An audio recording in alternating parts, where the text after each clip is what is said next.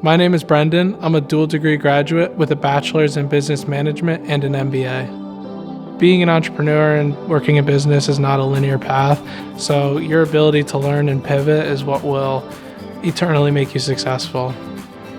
This university is for somebody who wants to be pushed to their limit. They're not going to let you float by. They want you to succeed, but they also want you to come out with the experience that you need. And I think a lot of the focus is not what's in college, but it's also what's next and where you're headed.